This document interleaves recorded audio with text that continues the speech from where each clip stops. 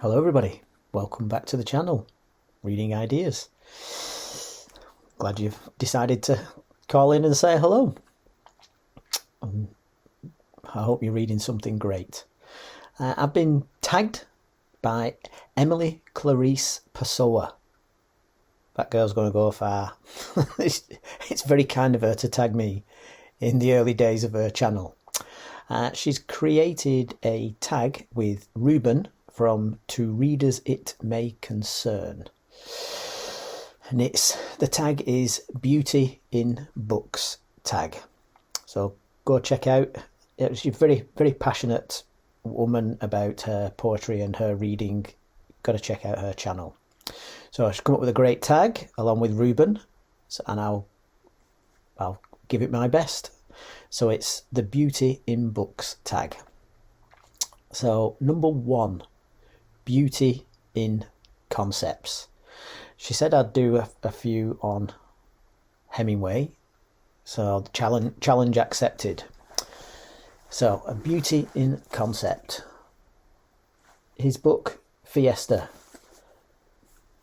The Sun Also Rises.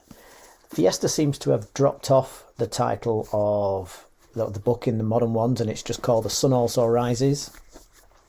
Quite a famous book, and Hemingway kind of waxes and wanes in favour, I believe.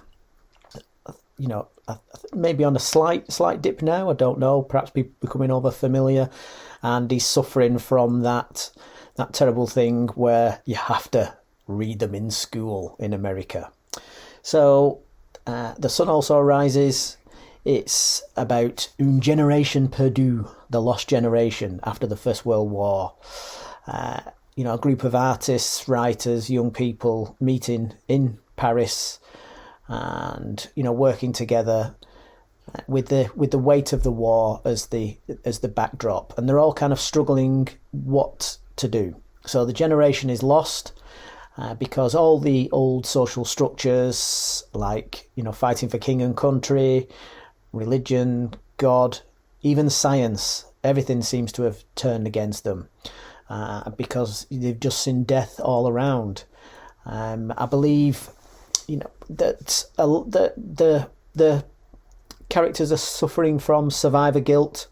They survived the war, whereas their friends didn't. They probably went into the war thinking, that the strong, the clever, the noble would survive and do well, and then they've just seen that death just kind of, it's almost like evilly humorous the way that people go. You can be a coward and survive, and you can be noble and die, and they're all kind of struggling with that. They're kind of living a hedonistic lifestyle, no more so than Brett, the character. So where the genius is in the book for me is you've got all that, you've got the bullfights, but Hemingway is a very adult writer, if you like. He had this idea of leaving out one of the main motives, and just having it like in backdrop in real life. People don't often talk about what's going on, and you just get a hint of it, like the tip of the iceberg. And I've read lots of reviews of this book, and some people even miss it, which I find is absolutely incredible. So spoiler alert. So the extra layer of the book is, on top of this hedonistic lifestyle, the main character is impotent from an injury from the war, and it's about this then unconsummated love with Brett, who's a lush.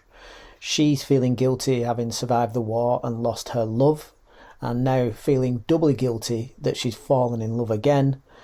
But the cruel trick is that love, which she shouldn't be having because of the war, now cannot be consummated. And Hemingway even has, I only discovered this recently, an extra final layer, the title, The Sun Also Rises. I always thought that's a strange title. and I missed it. Apparently it's Hemingway's little joke on impotence. The sun also rises, whereas Jake in the book didn't. Right, so a bit of a long one that. Some of them will be shorter than that. Second one, beauty in an opening line. Now, there's none better than Jane Austen's Pride and Prejudice. Absolutely fabulous. Very famous line, which you'll all know it. It is a truth universally acknowledged that a single man in possession of a good fortune must be in want of a wife. I mean, it's just absolutely fabulous. But I'm going to give a bonus choice. So I shouldn't be dawdling, but here we go. An opening chapter. A bit longer than a sentence. The Big Sleep by Raymond Chandler. How about this? It was 11 o'clock in the morning, mid-October, with the sun not shining and a look of hard, wet rain in the clearness of the foothills.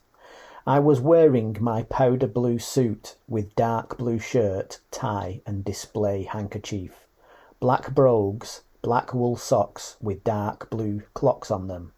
I was neat, clean, shaved and sober, and I didn't care who knew it.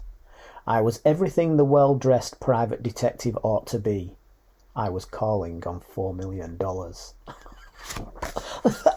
Wow! Not going to beat that. Not going to beat that. That is amazing. Opening to a detective novel. The Big Sleep. What a book that is. Beauty in character. Okay, so you're not... This... Just character construction. Character construction. We all bow down to the master. Sherlock Holmes, the detective. The construction of that character. It's so iconic. It's kind of, you can't imagine a world without him. I prefer the short stories than the longer books. But you're not going to beat it. It's just, yeah, you're not. The next category, beauty amidst pain. You know, I thought of a few for this, but I think I'm going to choose Jane Eyre by Charlotte Bronte. Very, very famous story. You know, at the start when she's in school and her friend, and how it kind of changes around, and then, you know, there's just this backdrop of pain all the way through, and yet, you know, the beauty in that as well. But very famous, very, very famous story. So, beauty amidst pain, Jane Eyre. That's my choice. Beauty in... What's it? So some of these I won't talk long on, and some I'll spend a bit more time on. But beauty in incompleteness. This will be the shortest one. So in incompleteness, I'm going to go for the book, and of course the very famous film Shane by Jack Schaefer. So that's for beauty in incompleteness. I won't say why as a spoiler, but if you know, you know.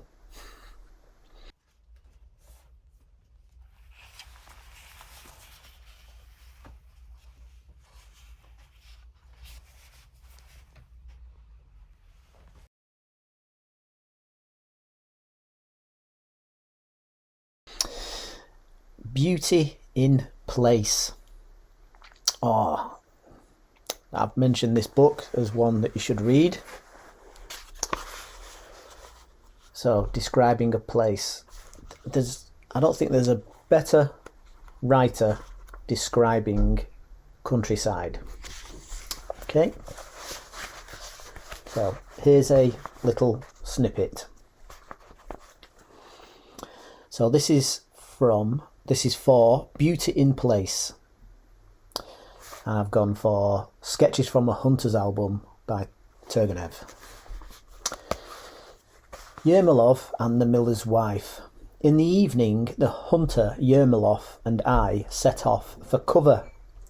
But perhaps not all my readers know what cover means. Pray listen, gentlemen. In the springtime, a quarter of an hour before sundown, you go into a wood with your gun, but without your dog. You seek out a place for yourself, somewhere close by a thicket. Look around you, inspect the firing mechanism on your gun, and exchange winks with your companion. A quarter of an hour passes. The sun sinks below the horizon, but it is still light in the wood. The air is fresh and translucent. There is spirited chatter of birds. The young grass glows with a happy emerald brilliance. You wait. The interior of the wood gradually darkens.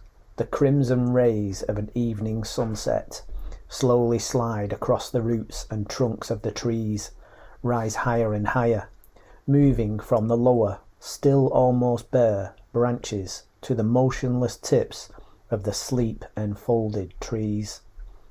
Then the very tips grow faint. The pink sky becomes a dark blue. The woodland scent increases, accompanied by slight wafts of a warm dampness. The breeze that has flown into the wood around you begins to die down. The birds fall asleep. Not all at once, but by types. First the finches fall silent. A few instants later the robins. After them the yellow buntings. The wood grows darker and darker. The trees fuse into large blackening masses. The first small stars emerge diffidently in the blue sky. The birds are all asleep. Only the redstarts and little woodpeckers continue to make an occasional sleepy whistling. Then they are quiet as well. Once again the ringing voice of the chiff-chaff resounds overhead. Somewhere or other an oriole gives a sad cry, and a nightingale offers the first trills of its song. Your heart is heavy with anticipation. And suddenly, but only hunters will know what I mean, suddenly the deep quiet is broken by a special kind of croaking and hissing. There is a measured beat of rapidly flapping wings, and a woodcock, beautifully inclining its long beak, flies out from behind a dark birch into your line of fire. That is what is meant by standing in cover. You're not going to beat that. Not going to beat that. How beautiful is that?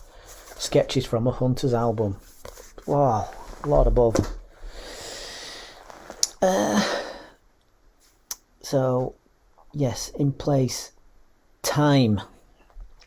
Okay, so beauty in time.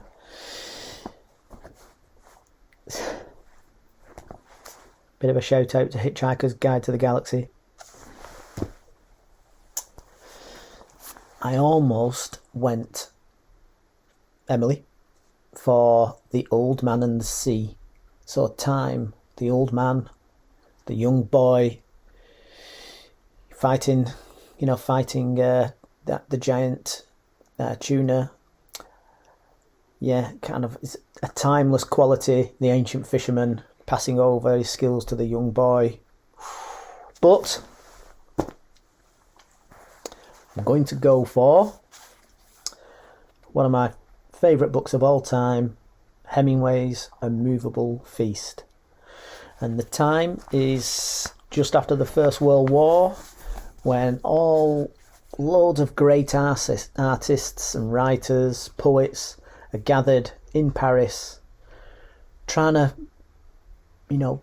make sense of after the First World War, trying to make a life, trying to leave a literary mark, trying to show humanity still exists, I think.